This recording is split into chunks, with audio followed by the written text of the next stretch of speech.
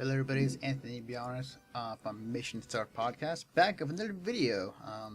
Apparently, you guys really enjoyed my last video from last week, and wow, thank you all for checking it out and giving me the 1,000 views that is there.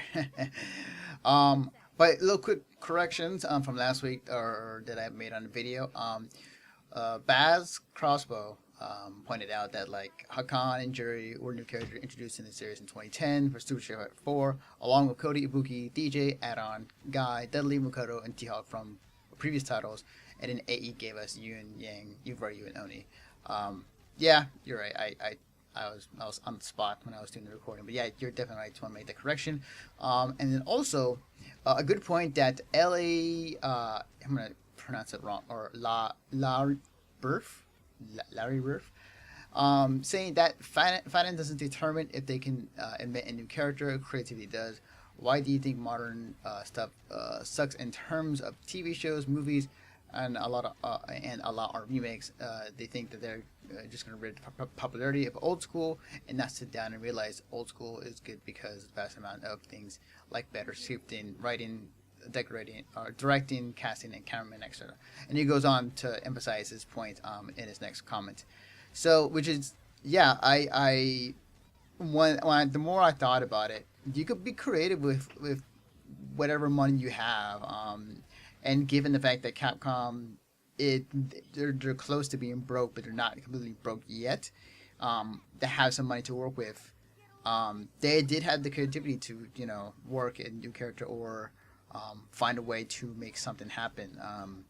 But as I pointed out in the video, that they didn't, and they used a character that was completely a clone of Cammy, and everything that was used from the previous versions of Street Fighter with Cammy, they basically used for this new quote unquote character, Decabre. But again, thanks guys for checking the video out.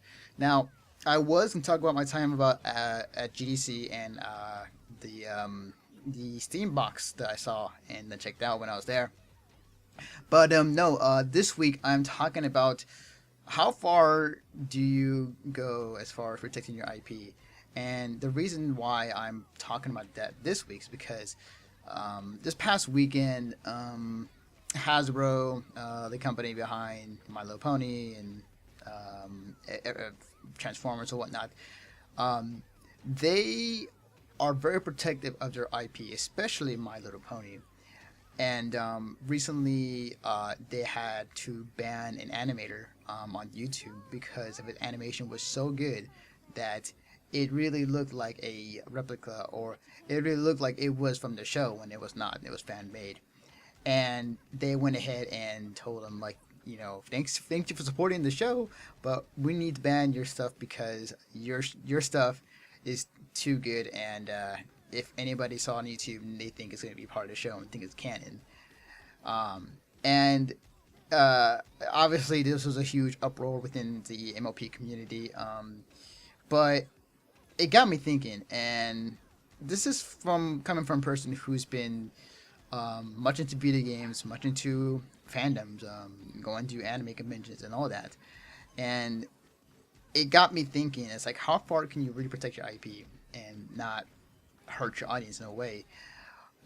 Because as I've been to, and I've seen fandoms coming by, or I've seen them come and go, and I've seen people who love Naruto, One Piece, people who like video game fandoms like Diablo or Minecraft, and the companies more often than not love the support that the fans give them, love the kind of the fan art, the fan videos, the rants, the positive, the negatives.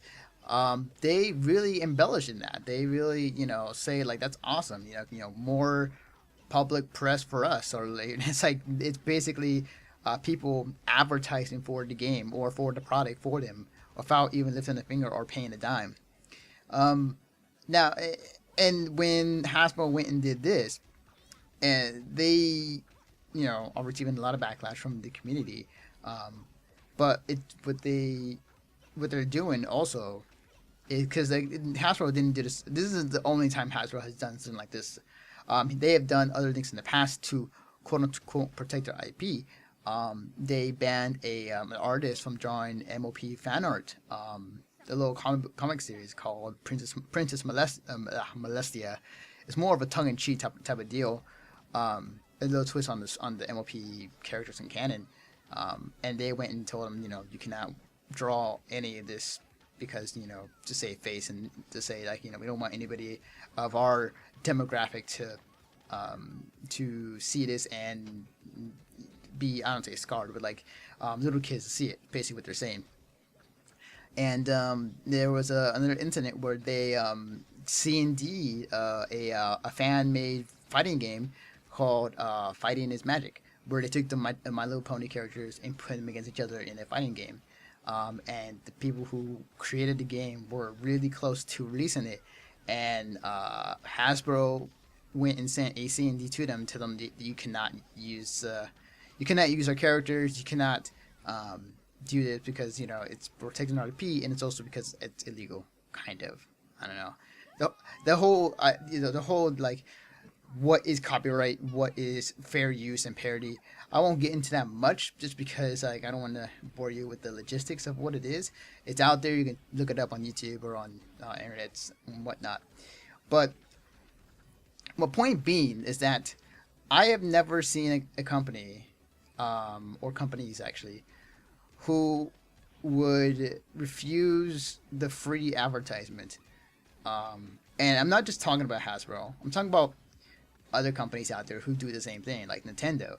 Nintendo last year, they were so close to banning any streaming of Super Smash Bros. Melee at EVO last year, and they didn't even know about the whole raising money for breast cancer to get that game into EVO. They didn't know about EVO itself. They were completely left out of the dark, doing their own thing, and they kind of sprung upon them like, we're going to stream your product on EVO, the biggest fighting game tournament in the world. And at first they said no, but after some quick negotiations, they did approve to stream, and it was probably one of the best things that the company has did in a long time. And this year they already gave the green light for them to do it this year. And it goes without saying that when a company tells a fan base to like, no, you cannot advertise us for certain things or for certain products, it kind of makes me wonder, like, how far could you protect an IP yet have fans still appreciate or still buy? You'll still get those fans who still love the series, still love the product or the whatever you're selling, regardless. But at a cost of I'm gonna say not killing the fandom, but having this bad taste in the community against the people who created the product in the first place. I've never seen. It's been in the case of Hasbro. I've never seen a company who, in itself, would cannibalize their own fandom. Now, obviously, they've let everybody who loves the My Little Pony show to have these conventions, to have fan art, to have animations and videos. But it goes without saying that they're very tolerant of what they're seeing so far. And let's be honest, like with a product, with something that you're going to put out on the internet, especially this video, this audio of my recording, people are going to criticize it one way or another. It's just as how it is. People are going to take whatever meme they can find and make it into a meme, whatever picture they find on the internet. It's going to happen. I think let the fandom, in my opinion, like let the fandom be, like let the whatever product you have, support the community and support the fandom, no matter how weird or gross it may turn out to be. The more you support the people who buy your game and advertise it for you, you should be supporting them more than you should support people who review the game or review it on their site or any other game or anime or whatever website they review the product on. And I understand there are some things that you do want to cross the line and say like, okay, this is too much. But at the same time, like I feel like you are missing out on a whole opportunity to really advertise for a show or for a game that people can know more about and be more excited about and get into the fandom and support the company and support the show by buying whatever products that are related to it. Um, it's like I said, I've never seen a company do it. Now, obviously, as time goes by, the company may be more relaxed or may, be more loose with the rules. But only time will tell.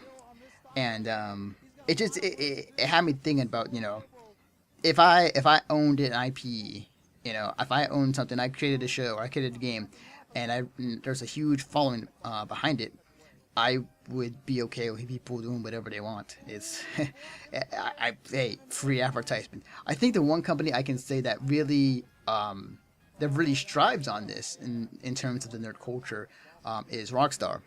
Rockstar has always loved the controversy news that happens with Grand Theft Auto. I mean, on public face, they'll say like, no, they don't like it, obviously. But behind the doors, they really love the public getting in, questioning the game.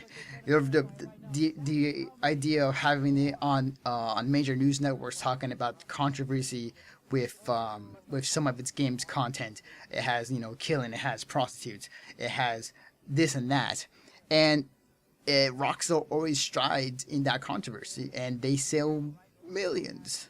I mean, it's crazy. They sell a ton of copies of Grand Theft Auto, and they love it. It's free advertising. It's free. People get very interested, and people start to wanting to buy the game just to see about what exactly was so controversial. And I think there's a quote that is out there that I think applies pretty well when it comes to these type of things. And I'm just off the top of my head. I'm not looking at the computer screen right now, but the any news is good news, and that be including bad news, and to say the least, because you get people more interested one way or another. So. Yeah, I just wanted to talk about my little 2 cents on the whole IP defending thing, and I understand why companies defend their IP, because this is the IP, that's their creation. They want to make sure that the purity of that IP is intact, but at the same time you have to be relaxed. You have to accept for what this generation, accept what this kind of type of community that is built around, just for the sake of hey, it's free advertisement, so why question it, why bother, even at times it may cross the line, but still it's still free advertisement one way or another.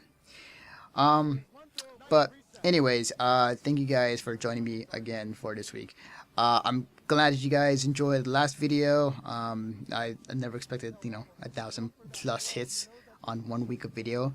I'll be sure to do more of this. Next week I will talk about GDC and the Steam box, and how the FGC would benefit a lot by using it. So before I go, real quick, you can follow me on Twitter at VicNaruto. You can follow the work that I do for the site at missionstartpodcast.com.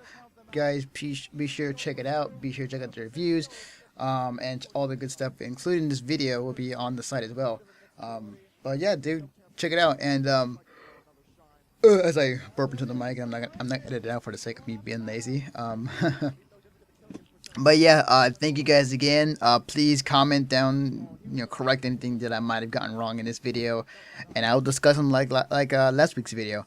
But anyways, thank you guys. I'll see you guys next time.